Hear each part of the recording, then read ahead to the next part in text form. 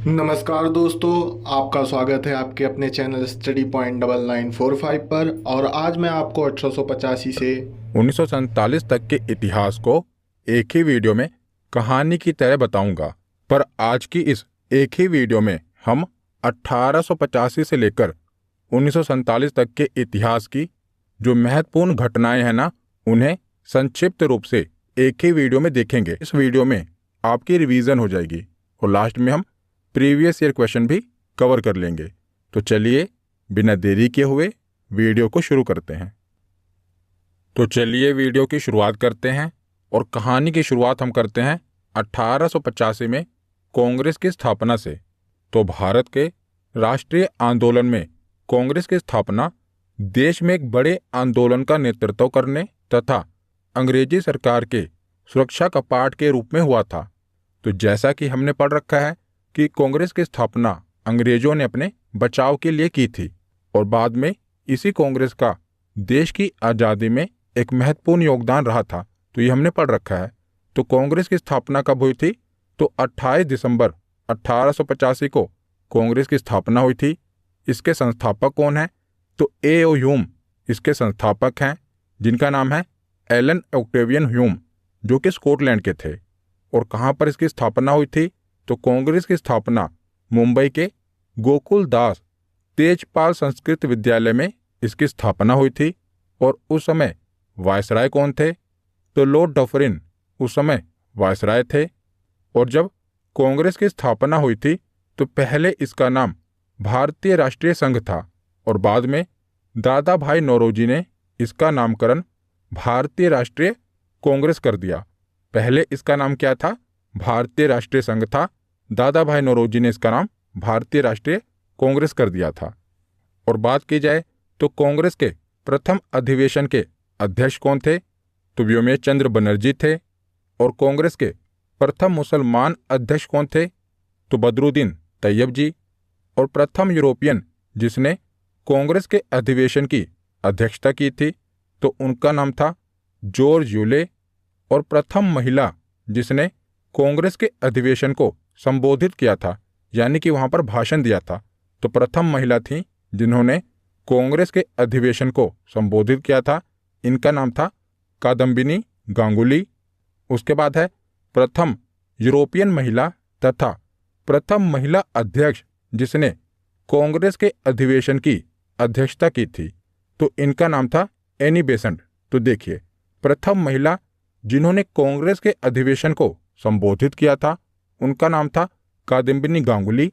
और प्रथम महिला जिन्होंने कांग्रेस के अधिवेशन की अध्यक्षता की थी उनका नाम था एनी बेसेंट। यहाँ पर एक और सवाल भी बन सकता है कि प्रथम भारतीय महिला कौन थी जिन्होंने कांग्रेस के अधिवेशन की अध्यक्षता की थी? तो उनका नाम सरोजिनी नायडू होगा। ये सब मैंने आपको कांग्रेस अधिवेशन वाली वीडियो में पढ़ा रखा है। तो किस अधिवेशन में पहली बार भारत का राष्ट्रीय गीत वंदे मातरम गाया गया था? तो 1896 के कोलकाता कांग्रेस अधिवेशन में पहली बार वंदे मातरम गाया गया था। और जब वंदे मातरम गाया गया था तो उस समय जो कांग्रेस के अध्यक्ष कौन थे? तो उस समय कांग्रेस के अध्यक्ष थे रहमतुल्लाह सयानी। और जो वंदे मातरम गीत है ये बंकिम चंद्र चटर्जी के द्वारा लिखा गया है। तो कांग्रेस के स्थापना के बाद अब हम अगली महत्वपूर्ण घटना पर चलते हैं। तो 1905 में बंगाल का विभाजन कर दिया गया था। तो इसका उद्देश्य क्या था? तो अंग्रेजों का उद्देश्य था कि हिंदुओं और मुस्लिमों की एकता को तोड़ा जाए। और उस समय वायसराय कौन था? तो लॉर्ड कर्जन वायसराय था। और यह लागू कब हुआ था? यानी कि बंगाल का विभाजन लागू कब से किया गया था? तो यह 16 अक्टूबर 1905 से लागू हुआ था। पहले आप देख रहे हैं तो पहले बंगाल बहुत बड़ा होता था। इसमें बंगाल, बिहार, उड़ीसा, असम और जो बांग्लादेश बन गया, पूरा मिलाकर ये बंगाल होता था। परंतु 1905 में बंगाल का विभाजन कर दिया गया। एक बन गया पश्चिमी बंगाल और एक बन गया पूर्वी बंगाल।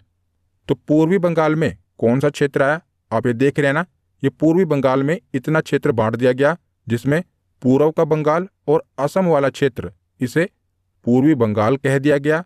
और इस क्षेत्र में मुस्लिम आबादी ज़्यादा थी और जो पश्चिमी बंगाल था इसमें हिंदू आबादी ज़्यादा थी। तो पश्चिमी बंगाल में कौन कौन सा क्षेत्र था? तो बंगाल, बिहार और उड़ीसा ये पश्चिम बंगाल में आता था। तो आप देख रहे हैं कि आबादी के हिसाब से जहाँ पर हिंदू आबादी ज़्यादा थी उसे पश्चिम बंगाल बना दिया गया और जहाँ पर मुस्लिम आबादी ज़्यादा थी उसे पूर्वी बंगाल बना दिया गया। तो हिंदू और मुस्लिम की एकता को तोड़ने के लिए बंगाल का विभाजन किया गया था, परंतु लॉर्ड कर्जन ने यह तर्क दिया था कि जो बंगाल का क्षेत्र है यह बहुत बड़ा है और प्रशासकीय सुधार के लिए इसे बांटा गया है, परंतु उसका मकसद कुछ और था। हिंदू और मुस्लिम एकता को तोड़ना ही उसका मकसद था। तो इसीलिए 1905 में बंगाल का विभाजन होता है। तो देखिए 3 दिसंबर 1903 को विभाजन का प्रस्ताव अंग्रेजी संसद में रखा गया था, बंगाल विभाजन का प्रस्ताव।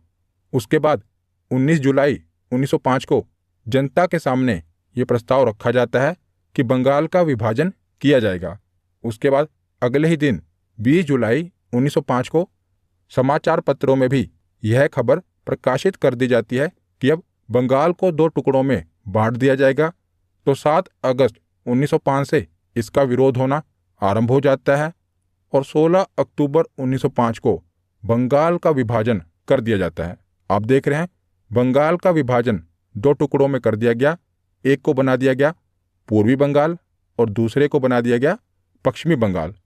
तो 16 अक्टूबर 1905 से विभाजन लागू होता है और विभाजन के फलस्वरूप बंगाल एवं संपूर्ण देश में रोष एवं विरोध की लहर फैल गई और 16 अक्टूबर 1905 को शोक दिवस के रूप में मनाया गया।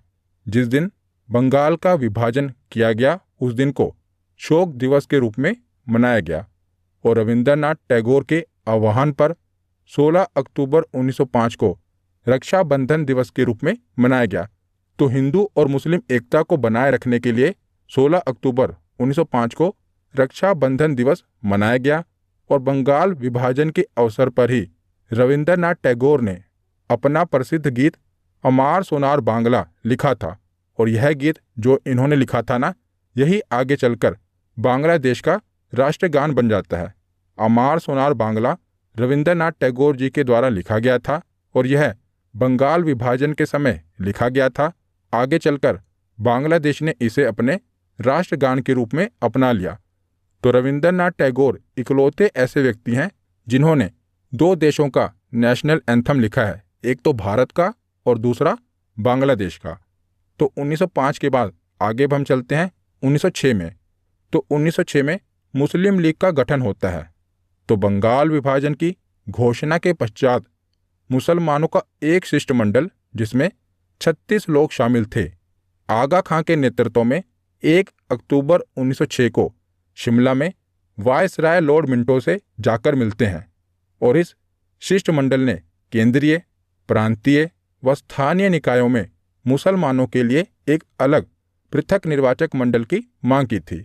तो आगा खां के नेतृत्व में एक शिष्टमंडल वायसराय लॉर्ड मिंटो के पास जाता है और अपने लिए एक अलग निर्वाचक मंडल की मांग करते हैं।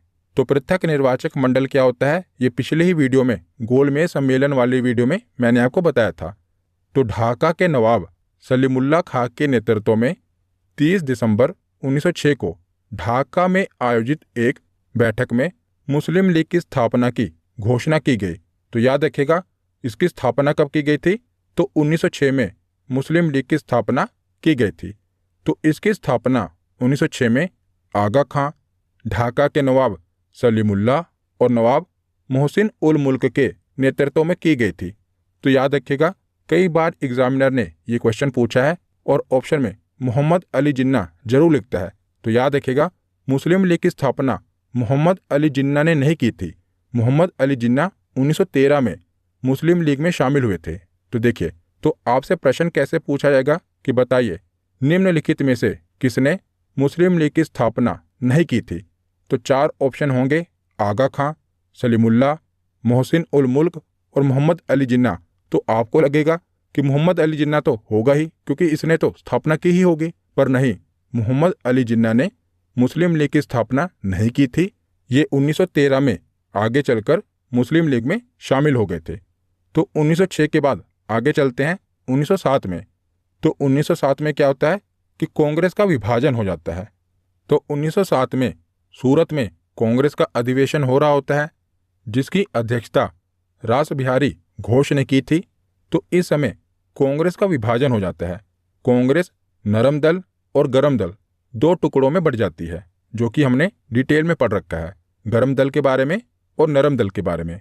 कुछ महत्वपूर्ण नेता थे, जैसे कि दादा भाई नौरोजी, फिरोज शाह मेहता, बदरुद्दीन तैयब, गोपाल कृष्ण गोखले। ये कुछ महत्वपूर्ण नेता थे। पर आपको नरमपंथी नेता याद नहीं रखने, आपको गरम दल के नेता याद रखने हैं, क्योंकि गरम दल के नेता याद रखने आसान है, बाकी जो बच गए वो नरम दल के नेता हैं। तो गरम दल के नेता कौन कौन थे? बाल गंगाधर तिलक, लाला लाजपत राय, विपिन चंद्र पाल और अरविंद घोष। तो इन चारों का नाम आपको पता होना चाहिए कि ये गरम दल के नेता थे। और पहले तीनों को तो लाल, बाल और पाल कहा जाता था। लाल से लाला लाजपत राय, बाल से बाल गंगाधर तिलक और पाल से विपिन चंद्र पाल। तो इन तीनों को लाल, बाल और पाल कहा जाता था। तो ये थे गरम दल के नेता। और चौथे नेता थे अरविंद घोष। तो इन चारों के बारे में आपको पता होना चाहिए कि ये गरम दल के नेता थे और बाकी नरम दल के नेता थे। तो 1907 में क्या होता है? कांग्रेस का विभाजन गरम दल और नरम दल में हो जाता है। तो 1907 के बाद अगली इतिहास की महत्वपूर्ण घटना देखते हैं, 1908। तो 1908 में क्या होता है कि खुदीराम बोस को फांसी दे दी जाती है। तो शहीद खुदीराम बोस भारत में अंग्रेजी शासन का विरोध करने वाले सबसे युवा क्रांतिकारी स्वतंत्रता सेनानी थे। इनका जन्म 3 दिसंबर 1889 को पश्चिम बंगाल के मिदानपुर जिले में हुआ था। तो आखिर इन्हें फांसी क्यों दी गई थी? तो मुजफ्फरपुर के जज D.H. किंग्सफोर्ड को मारने की साजिश के आरोप में खुदीराम बोस को मुजफ्फरपुर जेल भेजा गया था, और जिसे मुजफ्फरपुर षड्यंत्र के रूप में भी जाना जाता है। तो 11 अगस्त 1908 को 18 साल की उम्र में इन्हें फांसी पर लटका दिया गया, और जिसने इन्हें भारतीय स्वतंत्रता आंदोलन का सबसे कम उम्र का शहीद बना दिया था। तो ये भारतीय स्वतंत्रता आंदोलन के सबसे कम उम्र के शहीद थे। कौन? खुदीराम बोस। तो इन्हें 1908 में फांसी दे दी गई थी। उसके बाद अगली महत्वपूर्ण घटना है 1911। तो 1911 में क्या होता है? बंगाल का विभाजन रद्द हो जाता है।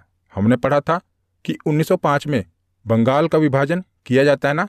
तो आगे चलकर 1911 में क्या होता है कि बंगाल का विभाजन रद्द कर दिया जाता है, क्योंकि जब बंगाल का विभाजन किया गया तो बहुत ही उग्र रूप से आंदोलन किए जाने लगे। तो आगे चलकर क्या होता है कि 1911 में जो बंगाल का विभाजन किया गया था, इसे रद्द कर दिया जाता है।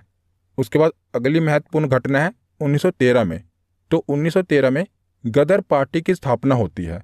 तो गदर पार्टी भारत में अंग्रेजी शासन को समाप्त करने के लिए भारतीयों के द्वारा आयोजित एक अंतर्राष्ट्रीय राजनीतिक आंदोलन था। तो इसका गठन 1913 में हुआ था, और इसका मुख्यालय अमेरिका के सैन फ्रांसिस्को में था। और इसकी स्थापना, गदर पार्टी की स्थापना लाला हरदयाल और सोहन सिंह भाखना ने की थी। इंपॉर्टेंट है, याद रखिएगा। एक तो 1913 में गदर पार्टी की स्थापना हुई थी, और स्थापना की किसने थी? तो लाला हरदयाल और सोहन सिंह भाखना ने की थी। तो 1913 के बाद अब हम कहानी के अगले पड़ाव पर चलते हैं। तो 1914 में क्या होता है? प्रथम विश्व युद्ध होता है, जो कि 4 सालों तक चलता है। तो प्रथम विश्व युद्ध 1914 से शुरू होता है और 1918 तक चलता है। तो 1914 के बाद 1915 में महात्मा गांधी जी दक्षिण अफ्रीका से भारत वापस आते हैं। तो यह भी महत्वपूर्ण घटना है अपने आप में। तो 1915 में महात्मा गांधी जी दक्षिण अफ्रीका से भारत वापस आते हैं, और उसी समय आपको पता है कि प्रथम विश्व युद्ध चल रहा होता है। तो महात्मा गांधी जी क्या करते हैं? भारतीयों को अंग्रेजी सेना में शामिल होने के लिए प्रोत्साहित करते हैं, और प्रथम विश्व युद्ध में अंग्रेजों की तरफ से भाग लेने के लिए प्रोत्साहित करते हैं, क्योंकि महात्मा गांधी जी का यह मानना था कि अगर भारतीय अंग्रेजों का युद्ध में साथ देंगे तो आगे चलकर अंग्रेजों का भारतीयों के प्रति जो रवैया था वो नरम रहेगा, और भारतीयों के लिए ये काफ़ी सुधार करेंगे।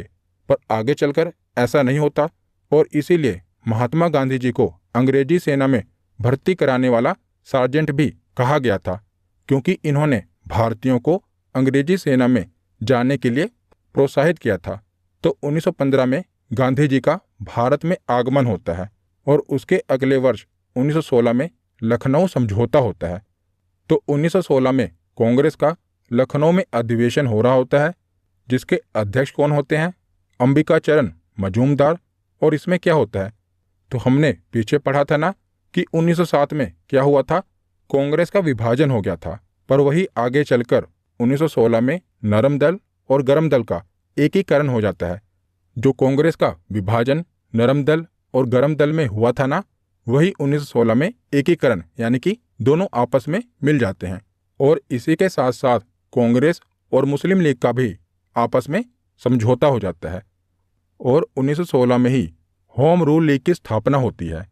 तो होम रूल लीग क्या था? तो यह प्रथम विश्व युद्ध के समय प्रथम भारतीय प्रतिक्रिया थी, जो कि आयरिश होम रूल लीग से प्रेरित थी। तो इस आंदोलन का उद्देश्य राजनीतिक शिक्षा और सार्वजनिक बैठकों आदि के माध्यम से स्वशासन को प्राप्त करना था। स्वशासन यानी कि खुद के शासन को प्राप्त करना था। तो देखिए, भारत में होम रूल लीग की स्थापना दो लोगों ने की थी। बात करें मद्रास में, तो मद्रास में होम रूल लीग की स्थापना एनी बेसेंट ने की थी और पुणे में होम रूल लीग की स्थापना बाल गंगाधर तिलक जी ने की थी। तो याद रखिएगा, मद्रास में होम रूल लीग की स्थापना किसने की थी? एनी बेसेंट ने। और पुणे में होम रूल लीग की स्थापना किसने की थी? तो बाल गंगाधर तिलक ने। तो 1916 में होम रूल लीग की स्थापना होती है और उसके बाद 1917 से जो गांधी जी भारत में आए थे ना, अब वो एक्शन मोड में आ जाते हैं, यानी कि वो भारत में अपना पहला आंदोलन करते हैं 1917 में। तो यह चंपारण आंदोलन था। तो 1917 में चंपारण, जो कि बिहार में है, तो बिहार के एक स्थानीय नेता जिनका नाम था राजकुमार शुक्ल, वे गांधी जी से मिलने आए और उन्हें चंपारण की स्थिति के बारे में बताया और उन्होंने गांधी जी को चंपारण की 3 कठिया प्रणाली के बारे में जानकारी दी और गांधी जी को चंपारण चलने के लिए कहा। तो ये 3 कठिया प्रणाली क्या थी? तो 19वीं शताब्दी के प्रारंभ में अंग्रेज बगान मालिकों ने किसान से यह करार कर लिया था कि वे अपनी भूमि के 3/20वें हिस्से पर नील की खेती अवश्य करेंगे और इसी 3/20वें हिस्से पर नील की खेती को 3 कठिया प्रणाली कहा गया। तो अंग्रेजी बगान मालिकों ने भारतीयों को अपने खेतों के 3/20वें हिस्से पर नील की खेती करने के लिए जबरदस्ती की। तो इसी 3/20वें हिस्से पर नील की खेती को 3 कठिया प्रणाली कहा जाता है। तो इसमें क्या हुआ? तो महात्मा गांधी जी ने चंपारण में आंदोलन कर दिया। तो हमने गांधी युग वाली वीडियो में इसके बारे में डिटेल में पढ़ रखा है। यहाँ पर मैं आपको सभी घटनाओं के बारे में संक्षिप्त रूप से बता रहा हूँ। तो 1917 में चंपारण में आंदोलन होता है नील की खेती के विरोध में। तो इस सत्याग्रह के बाद रविंद्रनाथ टैगोर द्वारा गांधी जी को महात्मा की उपाधि दी गई थी और उसके बाद से ही इन्हें महात्मा गांधी के नाम से बुलाया जाने लगा। तो इसी आंदोलन के बाद रविंद्रनाथ टैगोर ने गांधी जी को महात्मा की उपाधि दी थी। तो याद रखिएगा, गांधी जी को महात्मा की उपाधि किसने दी थी? तो रविंद्रनाथ टैगोर ने दी थी। तो 1917 में चंपारण आंदोलन होता है और उसके बाद अगले ही वर्ष 1918 में अहमदाबाद मिल मजदूर आंदोलन होता है। तो चंपारण सत्याग्रह के बाद 1918 में गांधी जी अहमदाबाद के कपड़ा मिल मजदूरों से मिले और उनकी समस्या को समझा। तो यहाँ का मामला क्या था? तो यहाँ का विवाद प्लेग बोनस को लेकर था। जब प्लेग की समाप्ति हुई तो मिल मालिकों ने बोनस को समाप्त करना चाहा, जिसको लेकर मजदूरों ने इसका विरोध किया था और गांधी जी ने भी मजदूरों को हड़ताल पर जाने के लिए कहा था और गांधी जी ने भी मजदूरों के साथ मिलकर आंदोलन किया था। तो यहाँ पर भी गांधी जी की विजय होती है। पिछले आंदोलन में भी, चंपारण आंदोलन में भी गांधी जी की जीत हुई और इस आंदोलन में भी गांधी जी की जीत होती है। उसके बाद खेड़ा आंदोलन होता है, तो ये भी 1918 में ही होता है। तो इसके बाद 1918 में गांधी जी खेड़ा, गुजरात में हो रहे किसानों के साथ अत्याचार के विरुद्ध आवाज़ उठाते हैं और खेड़ा आंदोलन करते हैं। तो यहाँ पर किसानों की फसलें नष्ट हो जाने के बाद भी उनसे करों की वसूली की जा रही थी। तो इसी के खिलाफ गांधी जी आंदोलन करते हैं। तो गांधी जी ने किसानों को लगान ना देने के लिए कहा और इस मामले की जांच के बाद यह निष्कर्ष निकाला गया कि जो लगान है इसे माफ कर देना चाहिए। तो गांधी जी के दक्षिण अफ्रीका में किए गए उनके कार्यों के लेकर वे भारत में भी काफ़ी चर्चित थे और इन आंदोलनों में भी सफलता पाते हुए वो भारत में बड़े नेता के रूप में देखे जाने लगे थे। तो जैसा कि हमने देखा कि गांधी जी 1915 में भारत वापस आए थे और उसके बाद उन्होंने 3 आंदोलन किए। 1917 में चंपारण आंदोलन, 18 में अहमदाबाद मिल मजदूर आंदोलन और 18 में ही खेड़ा आंदोलन, और तीनों आंदोलनों में वो सफल रहे, जिसके बाद वो भारत में बड़े नेता के रूप में देखे जाने लगे। तो अब हम कहानी को आगे बढ़ाते हैं। तो 1918 के बाद 1919 में चलते हैं। तो 1919 में रोलेट एक्ट आता है। तो रोलेट एक्ट क्या है? तो 1914 से लेकर 1918 तक विश्व युद्ध चला और भारतीयों को लग रहा था कि अगर हम अंग्रेजों का साथ देंगे, जो कि उन्होंने दिया, तो प्रथम विश्व युद्ध के बाद अंग्रेज भारतीयों के लिए कुछ अच्छा लेकर आएंगे। पर अंग्रेज क्या लेकर आए? Rowlatt act.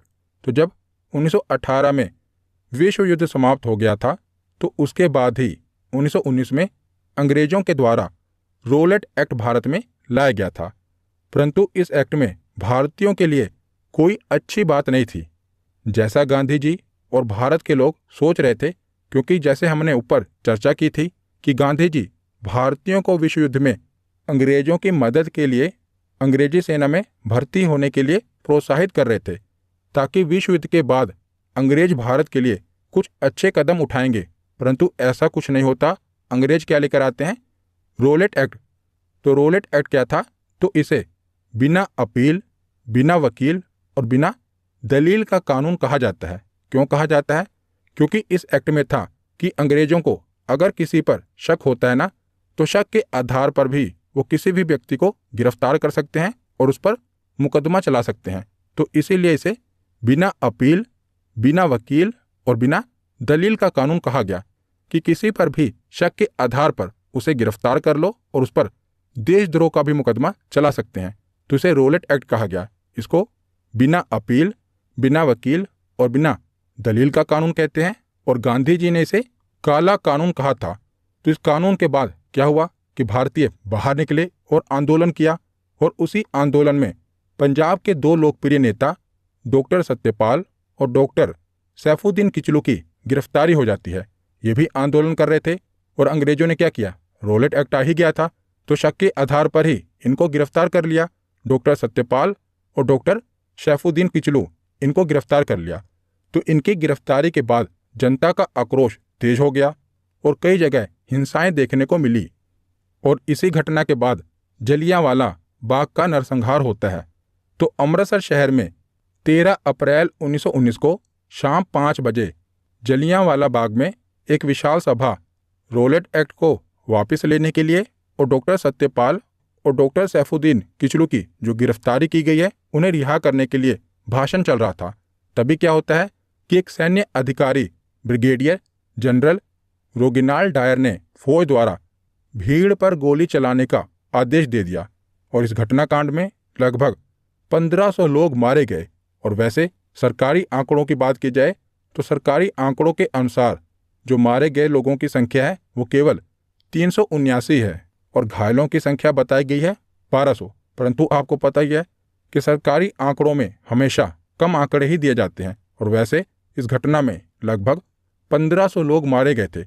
वो सभी निहत्थे थे और जनरल डायर के द्वारा उन पर गोली चलाने के आदेश दे दिए गए, जिनके बाद लगभग 1500 लोग मारे गए थे।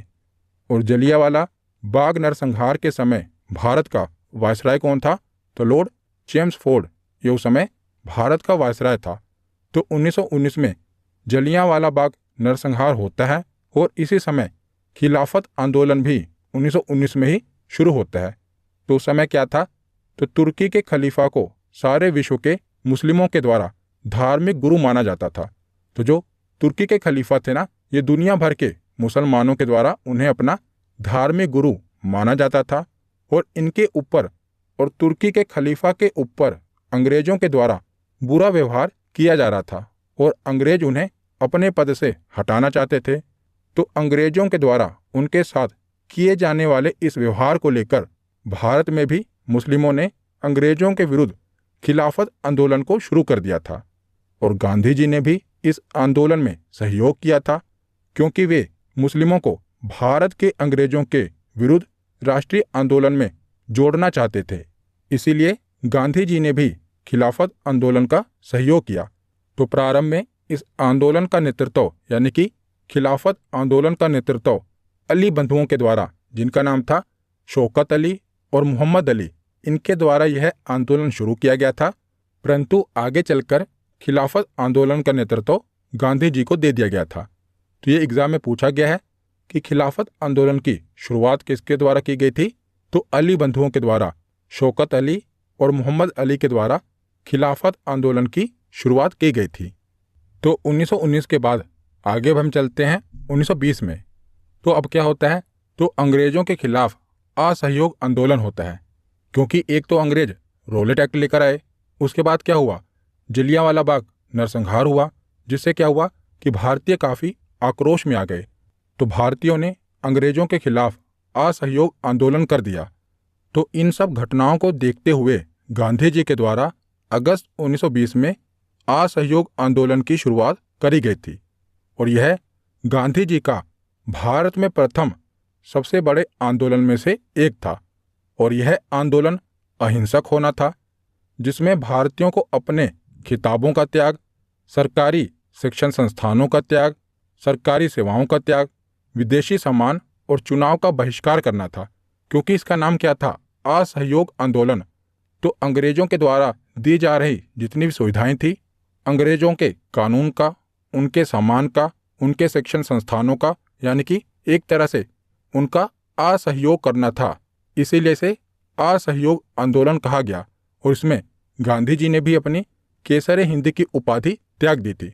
तो जब गांधी जी 1915 में दक्षिण अफ्रीका से भारत वापस आए थे ना, तो हमने पढ़ा था उन्होंने भारतीयों को प्रोत्साहित किया था कि वो अंग्रेजों का साथ दें, अंग्रेजी सेना में उनके साथ लड़ें। तो उस समय अंग्रेजों ने खुश होकर गांधी जी को केसरे हिंद की उपाधि दी थी और वही केसरे हिंद की उपाधि गांधी जी असहयोग आंदोलन में त्याग देते हैं। तो असहयोग आंदोलन चल ही रहा होता है कि अगली एक महत्वपूर्ण घटना घट जाती है, जिसे कहते हैं चौरी चौरा कांड। तो 5 फरवरी 1922 को गोरखपुर जिले में चौरी चौरा में किसानों के एक जुलूस पर पुलिस वाले क्या करते हैं? गोलियां चला देते हैं, जिसके बाद क्या होता है कि भीड़ के द्वारा थाने को जला दिया जाता है और इसमें 22 पुलिसकर्मी मारे जाते हैं। और इस घटना के बाद गांधी जी ने इस असहयोग आंदोलन को हिंसात्मक होते हुए देख इसको समाप्त करने का निर्णय लिया। हमने पढ़ा था कि जो असहयोग आंदोलन होना था ये अहिंसक होना था, पर यहाँ पर क्या होता है? हिंसा घट जाती है, जिसके बाद गांधी जी क्या कहते हैं कि इस असहयोग आंदोलन को समाप्त करना होगा। परंतु इस असहयोग आंदोलन को समाप्त करने के फैसले की आलोचना बहुत भारतीय नेताओं ने की थी, जैसे कि सुभाष चंद्र बोस के द्वारा इस फैसले को राष्ट्रीय संकट कहा गया था।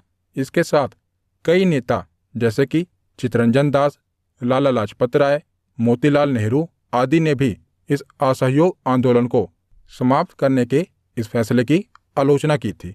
परंतु गांधी जी अपने इस फैसले पर डटे रहे और आगे चलकर इन सभी ने गांधी जी के इस फैसले को स्वीकार कर लिया था और असहयोग आंदोलन को समाप्त कर दिया। तो चौरी चौरा कांड के बाद असहयोग आंदोलन समाप्त हो जाता है। उसके बाद 1923 में स्वराज पार्टी की स्थापना होती है। तो इसके बाद कुछ नेता थे जो कि गांधी जी के विचारों से सहमत नहीं रहा करते थे, जैसे कि चित्तरंजन दास और मोतीलाल नेहरू, जो गांधी जी के विचारों के साथ सहमत नहीं रहा करते थे। तो इन्होंने एक नई पार्टी की स्थापना करने का निर्णय लिया था।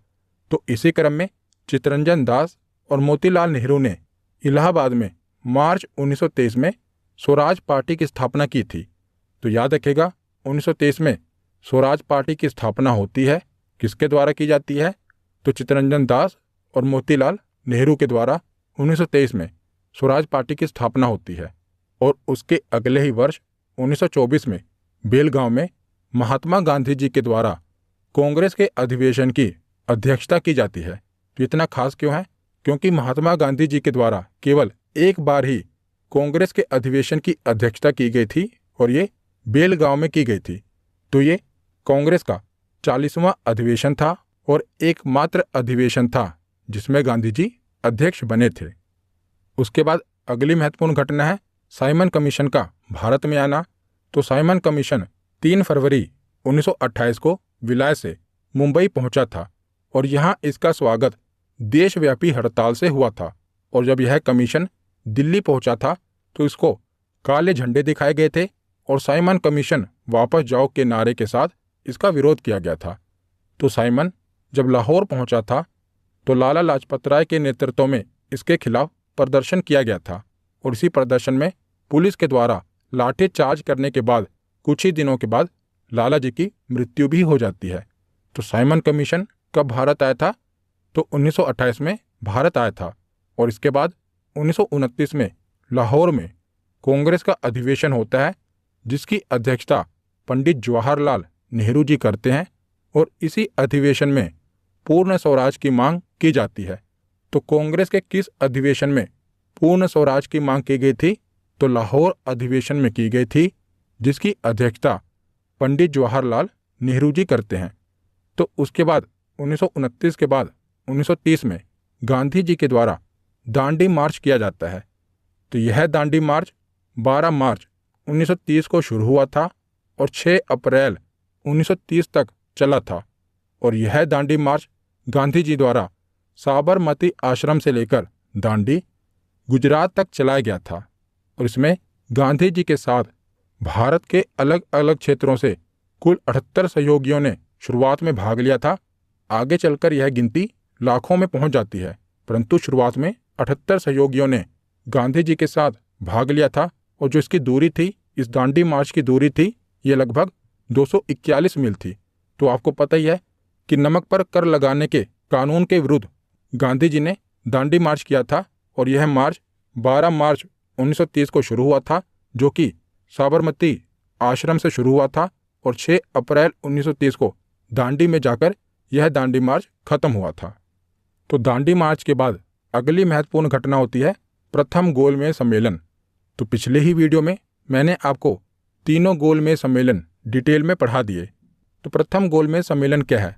तो जैसा कि आप देख रहे हैं कि भारत में आंदोलन चल रहे हैं तो अंग्रेजों को ये पता लग जाता है कि अगर भारत में ज़्यादा देर तक शासन करना है तो भारतीयों का सहयोग मिलना जरूरी है, क्योंकि अगर भारत पर लंबे समय तक शासन करना है तो भारतीयों का सहयोग जरूरी है। भारतीयों को भी प्रशासन में जगह देनी पड़ेगी। तो इसीलिए प्रथम गोलमेज सम्मेलन का आयोजन किया जाता है लंदन में और लंदन में भारत के अलग अलग राजनीतिक दलों को बुलाया जाता है और कहा जाता है कि आप यहाँ पर आओ और अपनी समस्याएं हमें बताओ, हम आपकी समस्याओं का निपटारा करेंगे, हम आपका सहयोग करेंगे और आपको भी प्रशासन में हिस्सा देंगे। तो यह सम्मेलन जो प्रथम गोलमेज सम्मेलन हुआ था ये 12 नवंबर 1930 से लेकर 19 जनवरी 1931 ईस्वी तक चला था। तो 1930 में यह सम्मेलन हुआ था और प्रथम गोलमेज सम्मेलन सेंट जेम्स पैलेस लंदन में आयोजित हुआ था। तो प्रथम गोलमेज सम्मेलन के समय ब्रिटिश सम्राट कौन था? तो जॉर्ज पंचम। अंग्रेजी प्रधानमंत्री कौन थे? तो रैमजे मैकडोनाल्ड। और उस समय गवर्नर जनरल यानी कि वायसराय कौन थे? तो लॉर्ड इरविन। ये तीनों ही क्वेश्चन पूछे जाते हैं कि प्रथम गोलमेज सम्मेलन के समय किंग कौन थे? तो जॉर्ज पंचम थे। प्रधानमंत्री यानी कि ब्रिटिश प्रधानमंत्री कौन थे? तो तीनों ही गोलमेज सम्मेलन में ब्रिटिश प्रधानमंत्री थे रैमजे मैकडोनाल्ड। और उस समय वायसराय कौन थे? तो लॉर्ड इरविन। तो पहले गोलमेज सम्मेलन में 89 प्रतिनिधियों ने भाग लिया था और इसमें ब्रिटिश राजनीतिक दलों के 16 प्रतिनिधि शामिल थे और भारत की तरफ से 73 प्रतिनिधियों ने भाग लिया था, जिसमें से 16 देशी रियासतों से थे और बाकी 57 राजनीतिक नेता थे। तो कुल मिलाकर 89 प्रतिनिधियों ने पहले गोलमेज सम्मेलन में भाग लिया था, परंतु कांग्रेस की तरफ से कोई भी प्रतिनिधि इस सम्मेलन में उपस्थित नहीं हुआ था, क्योंकि इस समय सविनय अवज्ञा आंदोलन चल रहा था भारत में। तो भारत में एक तरफ तो अंग्रेजों के खिलाफ आंदोलन चल रहा है जिसका नेतृत्व कांग्रेस कर रही है तो कांग्रेस एक तरफ तो अंग्रेजों के खिलाफ आंदोलन कर रही है, तो ऐसे में वो कैसे किसी भी सम्मेलन में जो कि अंग्रेजों के द्वारा रखा गया था उसमें भाग कैसे लें। तो इसीलिए कांग्रेस का कोई भी प्रतिनिधि इस गोलमेज सम्मेलन में उपस्थित नहीं हुआ था। तो प्रथम गोलमेज सम्मेलन के बाद होता है द्वितीय गोलमेज सम्मेलन। तो प्रथम गोलमेज सम्मेलन में कांग्रेस के द्वारा भाग नहीं लिया गया, जिसके बाद क्या होता है, गांधी जी और भारत के वायसराय इरविन के बीच में समझौता होता है। तो इरविन के द्वारा गांधी जी की कुछ मांगें मान ली जाती है और इरविन गांधी जी से कहता है कि हमारे भी कुछ शर्तें हैं कि आपको जो ये आंदोलन चल रहा है सविनय अवज्ञा आंदोलन, इसे समाप्त करना होगा और दूसरे गोलमेज सम्मेलन में भाग लेना होगा। तो गांधी जी और इरविन के बीच में समझौता हो जाता है, जिसके बाद क्या होता है, गांधी जी दूसरे गोलमेज सम्मेलन में भाग लेते हैं। तो दूसरा गोलमेज सम्मेलन 1931 को शुरू हुआ था और उसमें कांग्रेस ने भी भाग लिया था। तो कांग्रेस की तरफ से गांधी जी ने इस सम्मेलन में भाग लिया था और यह सम्मेलन लंदन में ही हुआ था। तो तीनों ही गोलमेज सम्मेलन लंदन में ही हुए थे। तो इस समय भी ब्रिटिश सम्राट कौन था, जॉर्ज पंचम। प्रधानमंत्री रैमजे मैकडोनाल्ड था, परंतु वायसराय बदल गया था। पहले गोलमेज सम्मेलन में वायसराय कौन था, तो पहले गोलमेज सम्मेलन में लॉर्ड इरविन वायसराय था, परंतु दूसरे गोलमेज सम्मेलन में लॉर्ड वेलिंगटन वायसराय बन गया था, याद रखिएगा। तो यहाँ हम देख लेते हैं। तो दूसरे गोलमेज सम्मेलन में जिन्होंने पहले गोलमेज सम्मेलन में भाग लिया था वो प्रतिनिधि तो आए ही थे, उसके अलावा कांग्रेस की तरफ से कौन आए थे, तो महात्मा गांधी जी। ये कांग्रेस के एकमात्र प्रतिनिधि थे जिन्होंने दूसरे गोलमेज सम्मेलन में हिस्सा लिया था। और महिलाओं की प्रतिनिधि कौन थी, तो सरोजनी नायडू और बेगम जहां आरा शाहनवाज। और राष्ट्रीय दल के प्रतिनिधि कौन थे, मदन मोहन मालवीय। और दलित वर्ग के प्रतिनिधि कौन थे, तो बाबा साहब भीमराव अंबेडकर। इन्होंने तीनों गोलमेज सम्मेलन में भाग लिया था। और मुसलमानों के प्रतिनिधि कौन थे, तो आगा खां तृतीय, मौलाना शौकत अली और मोहम्मद अली जिन्ना। इन्होंने भी दूसरे गोलमेज सम्मेलन में भाग लिया था, परंतु दूसरा गोलमेज सम्मेलन भी सफल नहीं हो पाया, क्योंकि यहाँ पर सभी ने पृथक निर्वाचक मंडल की मांग रखी थी। जिसके बाद गांधी जी नाराज हो गए थे, क्योंकि यहाँ पर सभी अपने अपने धर्मों के लिए अलग निर्वाचक मंडल की मांग कर रहे थे। जैसे कि मुसलमान, सिख, ये सभी अपने लिए पृथक निर्वाचक मंडल की मांग कर रहे थे। और वैसे भी मुसलमानों को, सिखों को, ईसाइयों को और एंग्लो इंडियन को पृथक निर्वाचक मंडल पहले ही दिया जा चुका था, परंतु वो इसके विस्तार की मांग कर रहे थे। तो पृथक निर्वाचक मंडल क्या होता है, मैंने पिछले ही वीडियो में आपको बताया था कि पृथक निर्वाचक मंडल में क्या होता है कि मान लीजिए कोई भी सीट अगर वो मुस्लिमों के लिए आरक्षित है तो उम्मीदवार कौन होगा, तो मुस्लिम ही उम्मीदवार होगा और जो उसे वोट देंगे ना वो भी मुस्लिम ही होंगे। तो इसीलिए इसे पृथक निर्वाचक मंडल कहा गया, जहां पर उम्मीदवार और मतदाता एक ही वर्ग के होंगे। अगर वो सीट अनुसूचित जाति के लिए रिजर्व है तो जाहिर सी बात है वहां पर जो चुनाव लड़ेगा वो तो अनुसूचित जाति का होगा ही, परंतु जो उसको वोट देंगे वो भी केवल अनुसूचित जाति के ही हो सकते हैं और किसी भी वर्ग का व्यक्ति उस उम्मीदवार को वोट नहीं दे सकता। तो उसी को पृथक निर्वाचक मंडल कहा जाता है। पिछली वीडियो में मैंने उदाहरण के साथ डिटेल में पृथक निर्वाचक मंडल और आरक्षित सीट क्या होती है कंपैरिजन करके आपको समझाया था, वो वीडियो आप देख लेना। गोलमेज सम्मेलन वाली वीडियो है, वहां पर मैंने बताया था। तो दूसरे गोलमेज सम्मेलन में क्या होता है कि बाबा साहब भीमराव अंबेडकर भी अपने वर्ग के लिए यानी कि दलितों के लिए पृथक निर्वाचक मंडल की मांग कर लेते हैं। जिसके बाद क्या होता है, गांधी जी काफ़ी नाराज हो जाते हैं, क्योंकि गांधी जी को लगता है कि अगर दलितों को पृथक निर्वाचक मंडल दे दिया जाएगा तो इससे हिंदू धर्म में फूट पड़ जाएगी। इसीलिए गांधी जी जब भारत में आते हैं तो आमरण अनशन पर चले जाते हैं। तो इसी बीच में क्या होता है, गांधी जी और बाबा साहब भीमराव अंबेडकर के बीच में पुनः समझौता होता है।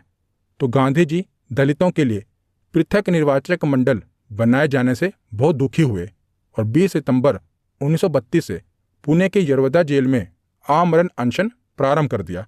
जिसके बाद क्या होता है, मदन मोहन मालवीय, डॉक्टर राजेंद्र प्रसाद और श्री राजगोपालाचारी के प्रयासों से पुणे में गांधी जी और बाबा साहब भीमराव अंबेडकर के बीच में एक समझौता होता है, जिसे पुणे समझौता कहा जाता है। तो इस समझौते के अनुसार दलितों के लिए पृथक निर्वाचक मंडल समाप्त कर दिया जाएगा, यानी कि दलितों के लिए कोई भी पृथक निर्वाचक मंडल नहीं होगा। इसके बदले में दलितों के लिए जो रिजर्व सीटें थी वो 71 से बढ़ाकर 147 कर दी गई, यानी कि जो प्रांतों में दलितों के लिए पहले रिजर्व सीटें जो 71 थी उन्हें बढ़ाकर अब कितना कर दिया गया, तो 147 कर दिया गया। तो यही है पुणे समझौता जो कि गांधी जी और बाबा साहब भीमराव अंबेडकर के बीच में हुआ था। तो इसके बाद क्या होता है, तो तीसरा गोलमेज सम्मेलन होता है। तो दूसरे गोलमेज सम्मेलन की विफलता के बाद 17 नवंबर 1932 से लेकर 24 दिसंबर 1932 तक लंदन में तीसरा गोलमेज सम्मेलन आयोजित होता है। और तीसरे गोलमेज सम्मेलन में बहुत ही कम प्रतिनिधियों ने भाग लिया था। तो इस समय भी किंग कौन थे, तो जॉर्ज पंचम थे, प्रधानमंत्री रैमजे मैकडोनाल्ड थे, और भारत में वायसराय कौन थे, तो लॉर्ड वेलिंगटन थे। तो तीसरे गोलमेज सम्मेलन में कांग्रेस ने भाग नहीं लिया था, क्योंकि जब दूसरे गोलमेज सम्मेलन में कांग्रेस ने भाग लिया था और वहाँ पर कोई परिणाम नहीं निकल पाया, जिसके बाद गांधी जी भारत वापस जाते हैं और दोबारा से सविनय अवज्ञा आंदोलन शुरू कर देते हैं। इसीलिए गांधी जी को पुणे की यरवदा जेल में बंद कर दिया गया था। तो उसी जेल में उन्होंने आमरण अनशन रखा था ना, तभी तो गांधी जी और बाबा साहब भीमराव अंबेडकर के बीच में जो समझौता हुआ था ना, वो पुणे की यरवदा जेल में ही हुआ था। उसके बाद जब तीसरा गोलमेज सम्मेलन होता है तो इसमें कांग्रेस ने भाग नहीं लिया और इंग्लैंड की लेबर पार्टी ने भी इसमें भाग नहीं लिया था, और मोहम्मद अली जिन्ना को भी इसमें आमंत्रित नहीं किया गया था। तो तीसरा गोलमेज सम्मेलन भी एक तरह से असफल रहा था। उसके बाद देखते हैं, तो 1935 में भारत सरकार अधिनियम 1935 पारित किया जाता है और यह 1937 में लागू होता है। तो यह अधिनियम लॉर्ड लिनलिथिगो के नेतृत्व वाली संयुक्त चयन समिति की रिपोर्ट पर आधारित था।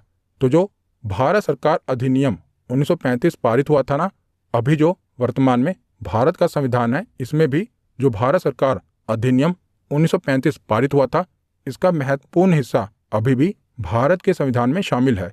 उसके बाद 1939 में दूसरे विश्व युद्ध की शुरुआत हो जाती है और दूसरा विश्व युद्ध 1 सितंबर 1939 से लेकर 2 सितंबर 1945 तक चलता है। और अगले ही साल यानी कि 1940 में मुस्लिम लीग ने एक अलग देश पाकिस्तान की मांग कर दी थी। इससे पहले ऑफिशियल रूप से पाकिस्तान की मांग नहीं हुई थी, परंतु 1940 में मुस्लिम लीग के द्वारा ऑफिशियली पाकिस्तान की मांग की जाती है। तो 1940 के बाद 1942 में क्रिप्स मिशन भारत में आता है। तो पहले हमने देखा था ना कि जब पहला विश्व युद्ध हुआ था तब भारतीयों ने अंग्रेजों का साथ दिया था और अंग्रेज इसके बदले में क्या लेकर आए थे, रोलेट एक्ट लेकर आए थे। तो अब भारतीय समझ गए थे कि अंग्रेजों का साथ देकर हमें कुछ नहीं मिलेगा। तो उसमें क्या होता है कि आप देख रहे हैं, तो अभी क्या हो रहा है, 1939 में दूसरे विश्व युद्ध की शुरुआत होती है। तो क्रिप्स मिशन भारत में आता है। तो इसका उद्देश्य क्या होता है कि दूसरे विश्व युद्ध में भारतीयों का सहयोग प्राप्त करना। परंतु अब भारतीय समझ गए थे कि अंग्रेजों का युद्ध में साथ देकर कोई फायदा नहीं होगा। तो क्रिप्स मिशन 1942 में भारत आया था और स्टेफोर्ड क्रिप्स ब्रिटेन में विंस्टन चर्चिल की गठबंधन सरकार में लेबर मिनिस्टर थे, यानी कि श्रम मंत्री थे। तो इन्हीं के नेतृत्व में क्रिप्स मिशन भारत आया था। तो क्रिप्स मिशन 22 मार्च से 11 अप्रैल 1942 तक भारत आया और इसका उद्देश्य द्वितीय विश्व युद्ध में ब्रिटिश युद्ध के लिए भारतीय सहयोग प्राप्त करना था। परंतु भारतीयों ने मना कर दिया, क्योंकि भारतीय अब समझ गए थे कि अंग्रेजों का साथ देकर कोई फायदा नहीं है। और उसके बाद 1942 में ही भारत छोड़ो आंदोलन शुरू हो जाता है। तो इसी आंदोलन को अगस्त क्रांति के नाम से भी संबोधित किया गया है। तो भारत छोड़ो आंदोलन को ही अगस्त क्रांति या अगस्त आंदोलन के नाम से जानते हैं। तो इसके बाद अंग्रेजों के द्वारा ऑपरेशन जीरो आवर चलाया गया, जिसके तहत क्या हुआ कि जो भी भारत छोड़ो आंदोलन को लीड कर रहे हैं, इनको पकड़कर जेल में डाल दिया गया, जिसके तहत गांधी जी सहित लगभग सारे बड़े नेताओं को गिरफ्तार कर लिया गया था। और गांधी जी को अंग्रेजों के द्वारा गिरफ्तार करके आगा खां पैलेस में कैद करा गया था। और अंग्रेजों की ओर से पूरी कोशिश इस आंदोलन को दबाने की हो रही थी, परंतु इस आंदोलन के दूसरी पंक्ति के नेताओं ने अलग अलग क्षेत्रों से यह आंदोलन जारी रखा। और इसके साथ साथ लोगों ने भी इस आंदोलन में खूब सहयोग किया था और यह आंदोलन भारत के अंतिम सबसे बड़ी स्वतंत्रता संग्राम की लड़ाई में से एक बना था, भारत छोड़ो आंदोलन।